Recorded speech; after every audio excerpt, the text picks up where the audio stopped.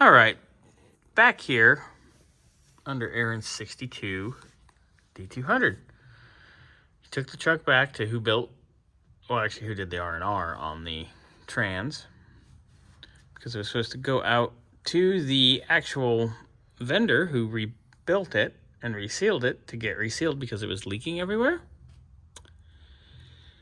Yeah, so, we got real light too.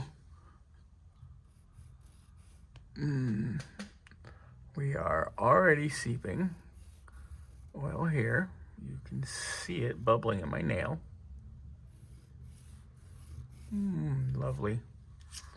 Sorry guys if I'm a little slow today. I was pretty much up with food poisoning all night last night, so I slept like 3 hours this morning just so I could get over here and have at least half a day.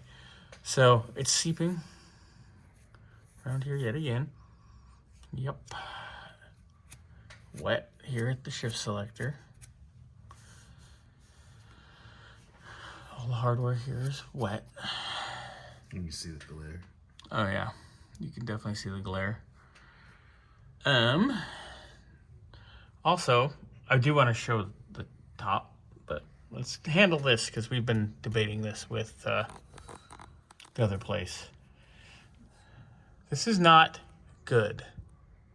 Okay, they're the ones stating, oh, the shoe's fine. The band is fine. It's not. It's been contaminated with oil from when their previous oil leaks. It needs to be replaced. Oh, no, it's fine. Well, it wasn't this clean when it was here last because looks like they brake clean bombed it just to try to get the contamination out. But you can see the wear. It's not even adjusted properly. It's really thin here, and it gets thicker up here, and it's super thick up here. It's not even adjusted and tensioned right. That does need to be replaced properly, but it has to be replaced once the trans doesn't leak, which the trans is leaking yet again. Now, not as bad, but it's still leaking. Now, the rear seal here, you can see the shine. It's wet. Oh yeah.